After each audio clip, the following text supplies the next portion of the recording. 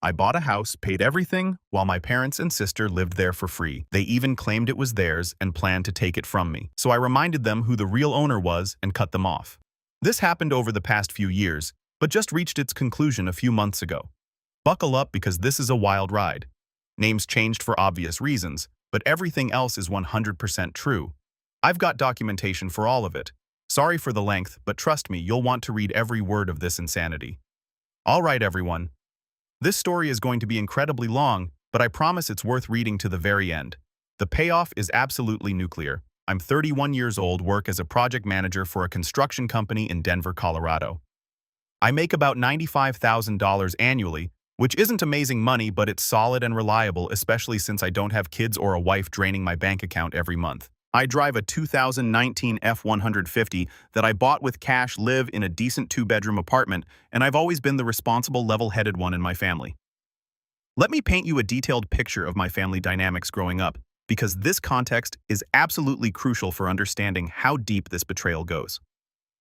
I'm the older brother by 3 years, and from the moment my sister Jessica was born, I was held to completely different standards and expectations. When I was in high school, I had to maintain a 3.5 GPA minimum to keep my car privileges, work 20 hours a week at a part-time job, to pay for my own gas and car insurance, and complete a list of household chores every weekend that included mowing the lawn, cleaning the garage, and doing maintenance work around the house. Meanwhile, Jessica received a brand new Camaro for her 17th birthday. Not used, not leased, but completely paid off and registered in her name just for doing her best in school with a pathetic 2.8 GPA. She never had a job during high school, never paid for her own gas, never had any real responsibilities or consequences for her actions. When I graduated college with my degree in construction management after 4 years of working part-time and taking out student loans to pay my own way, I received a handshake from my dad, and "We're proud of you, son," from my mom. That was it. No celebration, no party, no recognition of the achievement. When Jessica dropped out of community college after exactly 1 semester because the coursework was too stressful and she needed to focus on finding herself, my parents actually threw her a party. They called it a Finding Your Own Path in Life celebration and invited extended family members to congratulate her on her brave decision to follow her heart instead of societal expectations. I remember sitting in my apartment that night, eating leftover pizza, and thinking about how backward everything was in my family. Success was ignored, failure was celebrated, responsibility was expected from me, but never from her. Jessica is now 28 and has always been what people politely call a free spirit, and what I'd honestly describe as a complete train wreck who thinks her existence alone entitles her to everything she wants. She got pregnant at 20 by some random guy she'd been dating for about 2 months who completely disappeared the moment she told him the news. Then she somehow managed to get pregnant again at 23 by a different loser who also vanished into thin air when reality and responsibility came knocking. Now she has 2 kids, Braxton, who's 10, and Kylie, who's 7, and has never held a steady job for more than 8 months in her entire adult life. Every workplace is apparently toxic, every boss is unreasonable, and she constantly needs flexibility for the children, which basically means she wants to work whenever she feels like it and get paid regardless of her actual contribution or attendance. Here's the thing that really gets under my skin and has been building resentment for years. My parents have always treated Jessica like she could do absolutely no wrong while simultaneously expecting me to be the family solution to every single problem that arose. Growing up, whenever Jessica wanted something expensive that my parents couldn't afford, they'd drop hints that I should help out since I was doing so well financially, and family members support each other. When she had her first kid at 20 and suddenly needed money for baby supplies, cribs, strollers, diapers, and everything else that comes with an unplanned pregnancy, guess who got the phone call asking for temporary assistance? When her piece of junk car broke down every few months, when she couldn't make her rent payments, when she needed groceries because she'd spent her food stamps on other things. Every single time without exception, they'd call me with some variation of family helps family in times of need. And like an absolute who thought he was being a good son and brother, I always said yes every single time because I genuinely believed that's what you do for family members. I thought that eventually they'd appreciate the sacrifices I was making, acknowledge what I was doing for them, maybe even say thank you once in a while, and show some basic gratitude for the financial support. I was wrong about literally everything. They never saw it as sacrifice or generosity. They saw it as obligation and entitlement. The real mess that would define the next 4 years of my life started about 5 years ago, when my parents were facing eviction from their rental house. My dad had been laid off from his warehouse supervisor position and was too proud and stubborn to take anything he considered beneath his status. He'd turned down multiple job offers because they didn't pay enough or weren't management-level positions. My mom worked part-time as a receptionist at a dental office, making about $1,200 per month. But her income wasn't even close to enough to cover their $1,600 monthly rent, let alone utilities, food, and other basic expenses. Jessica was living with them at the time, with both of her kids contributing exactly zero to household expenses because she claimed she was saving up for her own apartment and argued that helping with childcare was her financial contribution to the household. This was complete garbage, since my mom was actually doing most of the real childcare while Jessica spent her days sleeping until noon, posting on Instagram and TikTok, and spending her government assistance money on fake eyelashes, cheap designer knockoff clothes, and whatever other nonsense caught her attention that week. That's when I had what I thought at the time was a brilliant solution to everyone's problems. I had excellent credit built up over years of responsible financial behavior, a stable income with regular raises and good job security, and had been pre-approved for a pretty substantial mortgage amount by my bank. Why not buy a house where they could all live comfortably and they could pay me reasonable rent instead of throwing money away to some random landlord every month? I'd build equity in real estate. They'd have long-term housing security and stability, and everyone would benefit from the arrangement. This decision would turn out to be the biggest financial and emotional mistake of my entire adult life. I spent about 3 months seriously house hunting and finally found a really nice 4-bedroom, 2.5 house in a solid suburban neighborhood about 20 minutes from downtown. Nothing extravagant or fancy, but it was in an excellent school district for the kids, a safe area with low crime rates, and had a decent-sized yard for them to enjoy. The purchase price was $285,000. And after putting down 20% to avoid PM wine, my monthly mortgage payment worked out to exactly $2,100, including property taxes and homeowner's insurance. The financial arrangement we agreed on seemed completely straightforward and fair to everyone involved. My dad would contribute $800 monthly. Jessica would pay $700 for her and the 2 kids, and I'd cover the remaining $600 since I'd be the one building equity in the property and benefiting from any future appreciation in home value. It seemed like a reasonable split that took into account everyone's financial situation and contribution to the household. Month 1, we're still in the process of settling in and getting organized. Can you give us just 1 month to get our finances sorted out and figure out our budget? Month 2, Jessica's transmission completely went out, and we had to get that emergency repair taken care of first before we could start making rent payments. Month 3, the kids needed school clothes and supplies for the new semester. Plus, Braxton needed new shoes. We'll definitely start paying our share next month. I'm sure you can see the obvious pattern developing here. 3 months turned into 6 months, which turned into a full year. And I was covering the entire $2,100 mortgage payment every single month, plus all the utilities because they kept forgetting to pay the electric, gas, water, and internet bills.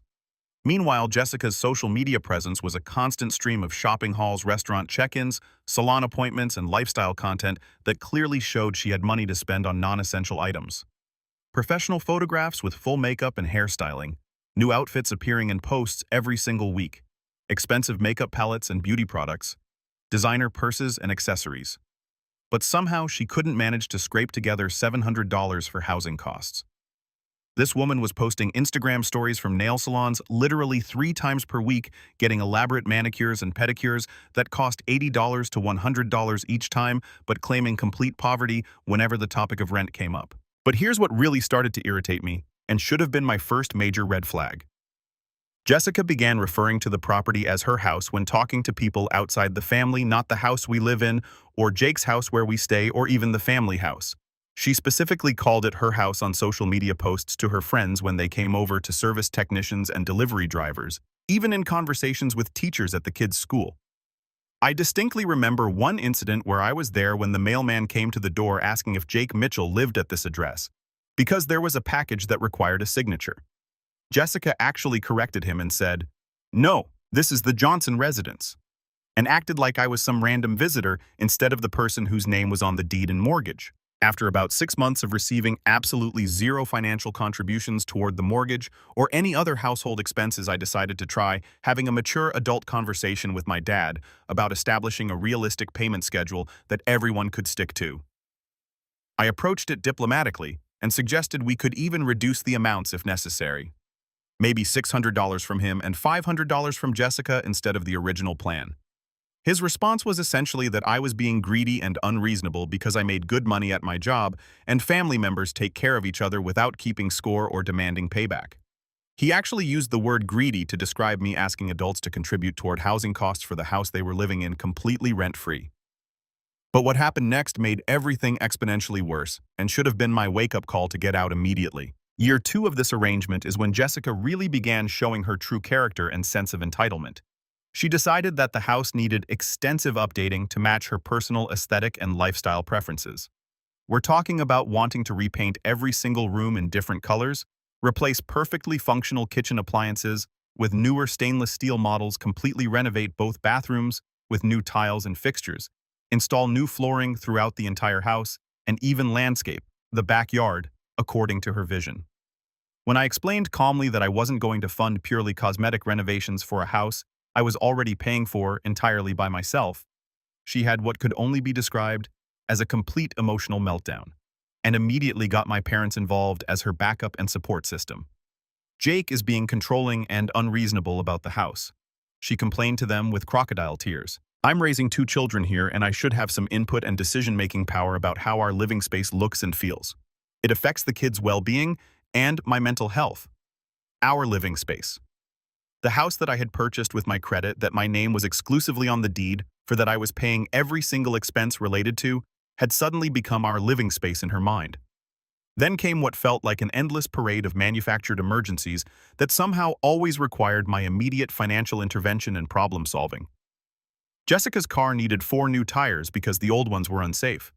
$800. It's a serious safety issue for the kids. Jake, you wouldn't want something to happen to them because of bad tires, would you? Braxton needed extensive dental work that wasn't fully covered by his Medicaid benefits. $1,200. You wouldn't want your nephew to have permanent dental problems and be embarrassed about his smile, would you? The central air conditioning unit completely failed during the middle of summer. $3,500 for emergency replacement. We absolutely cannot have the children living in a house without air conditioning during this heat wave. The water heater started leaking and needed immediate replacement. $1,100. We can't live without hot water, especially with 2 kids who need daily baths. Every single expense, regardless of how large or small, somehow became my responsibility to handle immediately. And whenever I would hesitate, ask questions about the necessity or cost or suggest getting multiple quotes, I'd get intense guilt trips about not caring about family or having more money than you know what to do with. So why are you being stingy?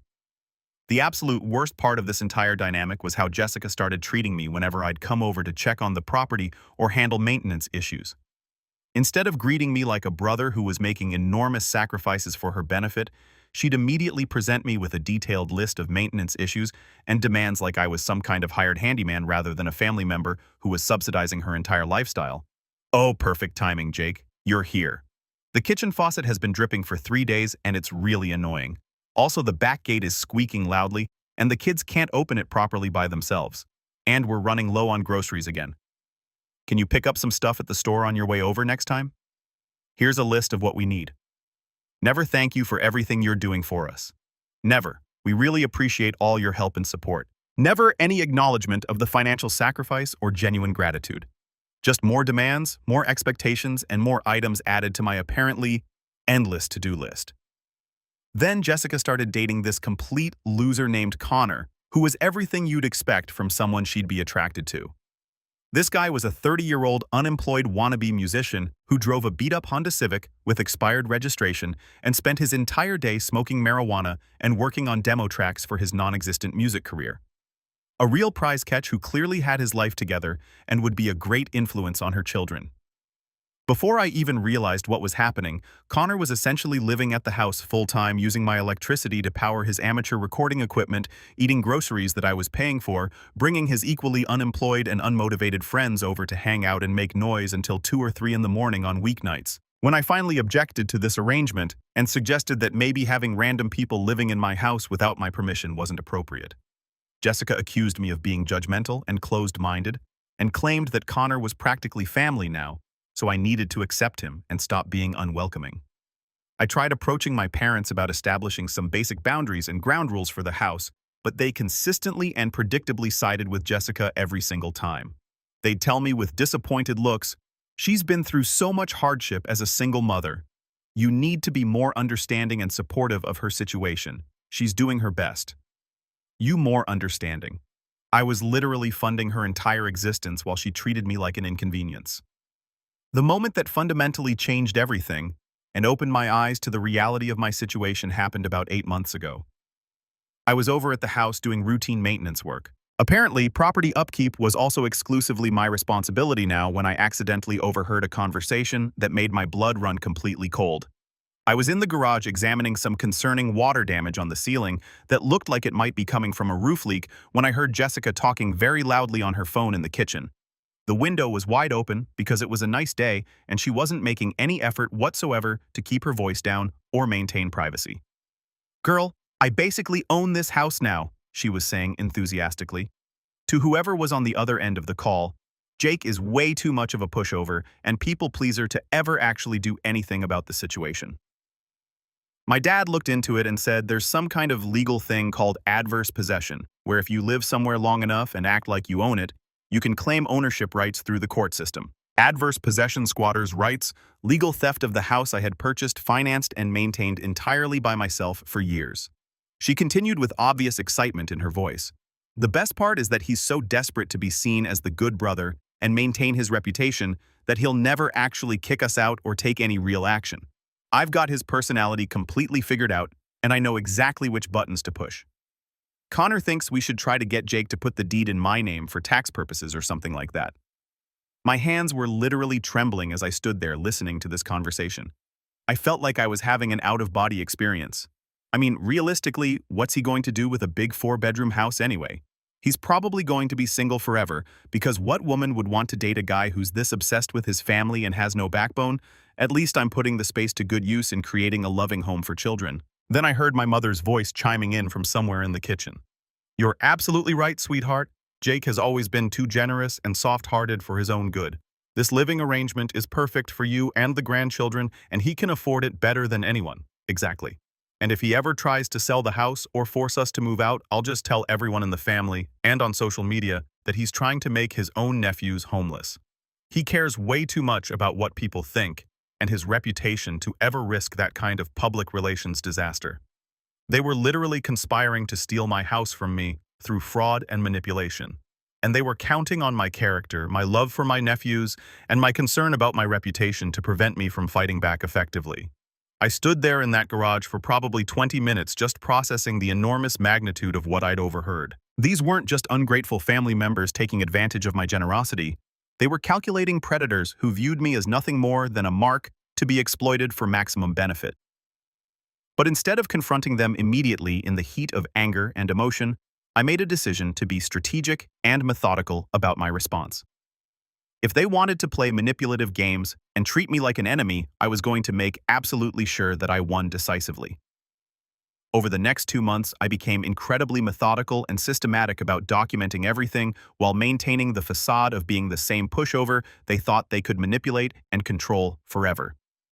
First, I spent several weekends pulling together a comprehensive financial analysis of exactly how much money I'd invested in this situation over the past 4 years. The numbers were absolutely staggering and honestly shocking even to me. Mortgage payments. $2,100 per month for 48 months equals $100,800. Property taxes $2,800 annually for 4 years equals $11,200. Homeowners insurance $1,400 annually for 4 years equals $5,600. Utilities when they forgot to pay approximately $8,400. Major repairs and home improvements $23,000. Subtotal for house-related expenses $149,000. But that wasn't even the complete picture of my financial investment. I went through years of credit card statements and bank records to meticulously document all the emergency financial assistance I'd provided to Jessica over the years. Car repairs, transmission work, tire replacements, dental work for the kids, school supplies and clothing groceries when she was short on cash daycare, and after-school program payments, medical bills not covered by insurance, and literally dozens of other miscellaneous expenses that totaled another $31,000. Grand total, $180,000 that I had given freely to support people who were now actively planning to defraud me out of my home. Since Colorado is a one-party consent state for recording conversations, I started discreetly documenting their ongoing admissions and plans. I got clear recordings of Jessica bragging to her friends about her house and how she had me wrapped around her finger. I recorded my parents discussing how I would never actually do anything because I was too conflict-averse and worried about family harmony. I even captured audio of Connor talking enthusiastically about his plans to move in permanently and set up a professional music studio in my basement. The most damning and infuriating piece of evidence came when I recorded Jessica talking to some guy she'd apparently met on a dating app. Yeah, I own a beautiful 4-bedroom house in neighborhood name.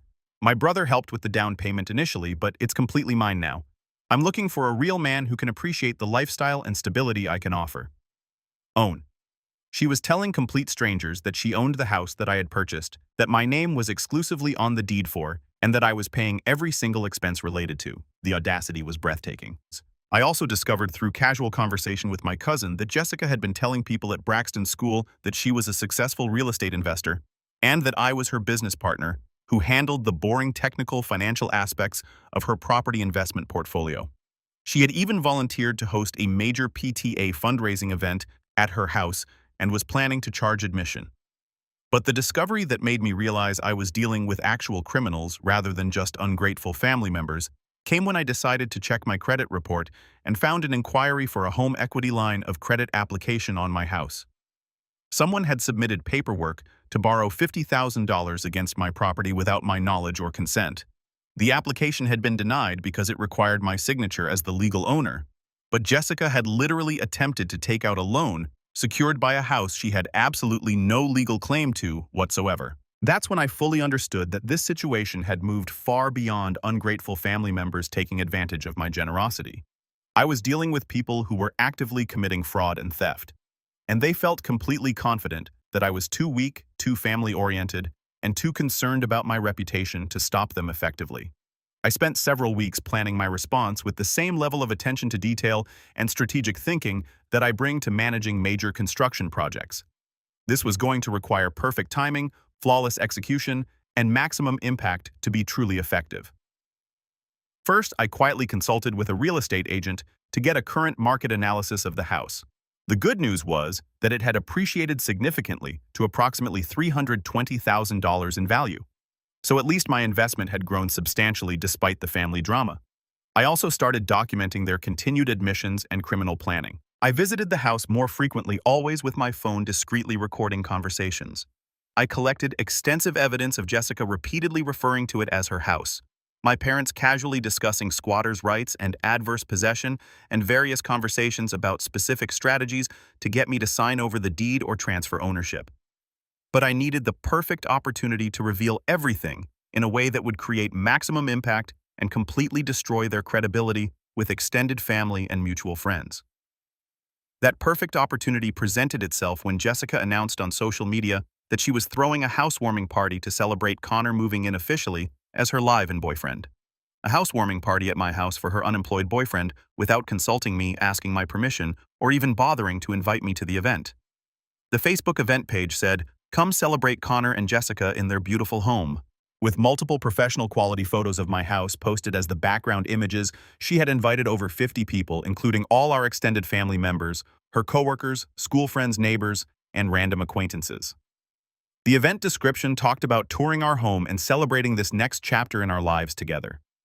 That's when I knew exactly how I was going to handle this situation and deliver the most devastating revelation possible.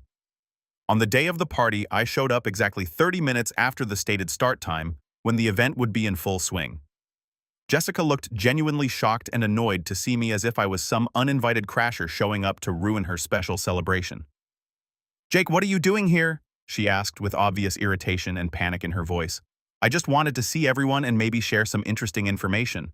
I replied with the calmest, most pleasant tone I could manage. Before she could object or try to redirect the conversation, I grabbed an empty soda bottle from a nearby table and tapped it with a butter knife to get everyone's undivided attention. "Hey everyone! Thanks for coming out to celebrate Jessica and Connor." I began with the biggest, most genuine smile I could manage. Since we're all here together in this beautiful house, I thought it might be educational and interesting to share some fun facts about the property and its history. I pulled out a thick manila folder that I'd prepared specifically for this moment, filled with official documents and financial records.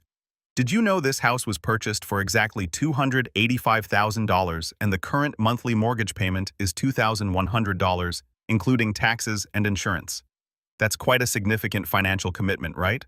I could see confusion and uncertainty spreading across people's faces.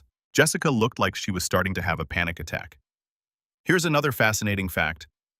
Over the past 4 years, the total financial investment in this house has been approximately $180,000. That includes mortgage payments, property taxes, insurance, utilities, maintenance, repairs, improvements, and various emergency expenses. I opened the folder dramatically and began pulling out official documents with flourish. Now, Jessica has been telling people that she owns this house, which is really interesting because I held up the official deed with both hands like I was displaying a trophy. Only my name appears on the legal ownership documents. Jake Mitchell, right there in official black and white lettering. The room went completely silent except for someone's baby crying softly in the background. And here's the current mortgage statement, also exclusively in my name. Property tax bills. Yep, those are all mine too. Insurance policy, mine as well. Jessica tried desperately to interrupt. Jake, what the heck are you doing? This is completely inappropriate. I'm just sharing some educational information with your guests. Like this home equity loan application that was submitted without the property owner's knowledge or consent. I held up the paperwork and waved it around. That's actually called fraud, which is a serious felony crime with potential prison time. My dad stood up aggressively. Son, maybe we should discuss this privately in another room. No, Dad. I think this is exactly the right venue for this discussion. After all, Jessica invited all these wonderful people to celebrate her house, so they deserve to know the complete truth about who actually owns the property. I turned to address the entire party with my voice projecting clearly across the room. You see, I've been paying every single expense related to this house for 4 years, while Jessica Connor, my parents, and 2 children have lived here completely rent-free. 0 contributions toward mortgage utilities, maintenance repairs, or any other costs whatsoever. I started laying documents out on the coffee table like I was presenting evidence in a courtroom trial. Here's 48 months of mortgage payments, every single one paid from my personal bank account. Here are utility bills that I covered when Jessica forgot to handle them. Here are receipts for repairs, improvements, emergency expenses, and even groceries. Every single item paid by me alone. The room was so quiet you could hear people breathing and shifting uncomfortably. But the really fascinating part is these crystal clear audio recordings I have of Jessica telling people she owns this house, and discussing specific plans to steal it from me through fraudulent squatters' rights claims. I pulled out my phone and played the high-quality audio of Jessica saying, I basically own this house now. Jake is way too much of a pushover to ever do anything about the situation. Jessica's face turned completely white, and she looked like she might faint. Several guests were staring at her with obvious disgust and shock. So here's what's going to happen right now, I announced to the entire room with complete authority. This party is officially over. Everyone who doesn't live here needs to leave my property immediately. Connor stepped forward, trying to look intimidating. Dude, you can't just kick everyone out like this. That's not how parties work. Actually, I can do exactly that because it's my house, my name on the deed, my mortgage payments, my legal property. Everyone here except my immediate family members is currently trespassing on private property. I held up my phone again. I have my attorney on speed dial. Anyone who isn't related to me by blood has exactly 5 minutes to leave voluntarily, or I'm making a phone call that will result in police officers arriving to escort you off the premises. People started filing out rapidly. Nobody wanted to get caught up in what was clearly about to become a major family conflict with serious legal implications. Once only family remained in the house, I turned to Jessica with the calmest, steadiest voice I could manage. You have exactly 30 days to find alternative living arrangements. All of you. That's more generous than the law requires. Jessica completely lost control and started screaming about how I couldn't evict children, how I was destroying the family over money, how she had legal rights as a long-term resident with children involved. What specific legal rights would those be? I asked calmly. You've never paid anything toward this house. You're not on the deed, not on the mortgage, not on any lease agreement or rental contract. You have the exact same legal standing as any other squatter, and I want you gone. My mother tried her standard guilt trip manipulation approach. How can you do something this cruel and heartless to your own family? The same way you planned to commit fraud and steal my house from me, Mom. The same way you sat in my kitchen and called me a pushover while planning to rob me blind. That statement ended the conversation immediately. Nobody had anything else to say. Chapter 7. Sweet Justice and Even Sweeter Karma. That nuclear confrontation happened exactly 6 months ago, and I want to tell you about the absolutely beautiful chain of consequences that followed. Like dominoes falling. They didn't move out within the 30-day deadline I'd given them. So I immediately initiated formal eviction proceedings through the court system. It cost me about $2,000 in legal fees and court costs. But it was worth every single penny to see the expression on Jessica's face when the sheriff's deputy served her with official eviction papers at 8 a.m. on a Saturday morning. During the legal discovery process, I found out that Jessica had been charging Connor $400 per month in rent for living there and keeping that money for herself while telling me she was too financially strapped to contribute anything toward household expenses. So she was literally profiting from my property while simultaneously lying to my face about being broke. They finally vacated the premises after 60 days of legal proceedings, but not before Jessica decided to damage the property out of pure spite and revenge. She deliberately destroyed the carpet in 2 bedrooms by pouring bleach and other chemicals on it, put multiple large holes in various walls throughout the house, scratched obscenities into the hardwood flooring in the main living area, and even poured concrete mix down one of the bathroom drains. The repair cost came to approximately $8,000. I immediately took her to small claims court and won a judgment for the full amount of damages. Though I'm realistic about my chances of actually collecting money from someone with no assets, no steady employment history, and a demonstrated pattern of financial irresponsibility. After they moved out and I completed all the necessary repairs, I sold the house for $325,000. After paying off the remaining mortgage balance and covering all the spite damage repairs, I walked away with approximately $65,000 in profit from the entire ordeal. But the real satisfaction and justice came from watching the natural consequences play out in their lives over the following months. Without me subsidizing their entire existence, my family's financial situation collapsed almost immediately. They moved into a cramped 2-bedroom apartment that stretched my parents' limited retirement budget to the absolute breaking point. Jessica was forced to get a full-time job at a big-box retail store. Remember, she'd always claimed that type of work was beneath her dignity and that she deserved better opportunities. Connor abandoned Jessica within about 2 months once he realized that the comfortable lifestyle was permanently over and she'd actually be expecting him to contribute financially to their relationship. Turns out he was only interested in her when she came with free housing, utilities, and groceries. My dad had to come out of retirement at age 67 and take a physically demanding job at a home improvement store because their household income couldn't cover basic living expenses without my monthly contributions. Jessica's car was repossessed when she couldn't make the payments without me constantly bailing her out of financial emergencies every few weeks. But the absolutely perfect karmic justice that made everything worthwhile happened exactly 3 months ago when Jessica called me crying hysterically and begging for help. "Jake, I know I messed up really badly. I know I treated you terribly and I'm truly sorry for everything, but I desperately need your help right now. The kids really need help and I don't know what else to do." It turned out that Braxton required emergency dental surgery to address a serious infection that would cost $3,000 total. Their government insurance would only cover about $1,000 of the procedure, leaving them responsible for $2,000 that they simply didn't have, couldn't get approved for through medical financing. "I promise on my life that I'll pay you back every single penny." She sobbed desperately into the phone. "I have a steady full-time job now, and I've learned my lesson completely. Please. He's in so much pain and the infection could spread if we don't get this treated immediately." You know what I told her after listening to her complete plea? "That sounds like a personal problem. Jessica, you should figure it out yourself." "What, Jake? He's your nephew. How can you say something like that? He's the same nephew you used as emotional blackmail against me for years. Every single time I questioned paying for something, it was always, think about the children. And what about your nephews?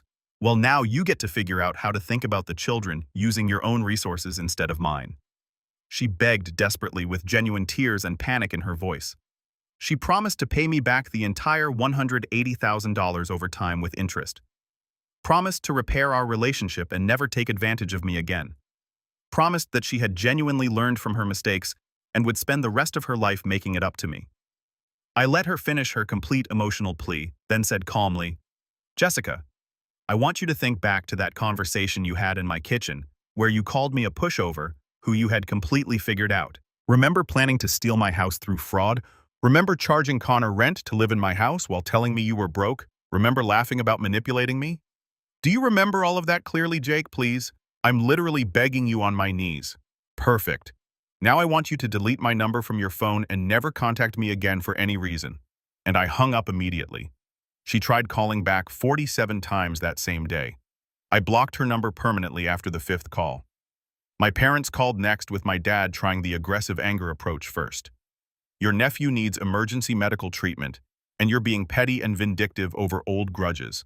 I'm being smart and protecting myself financially. That's something I should have started doing years ago instead of being a pushover. Then my mother attempted the emotional guilt route. I don't understand how we raised such a heartless, selfish son who would let children suffer. You raised me to be a doormat and a people-pleaser who never stood up for himself. Fortunately, I'm capable of learning from my mistakes and changing my behavior patterns. They offered to personally guarantee repayment of everything over time if I would just help with this one medical emergency for my nephew.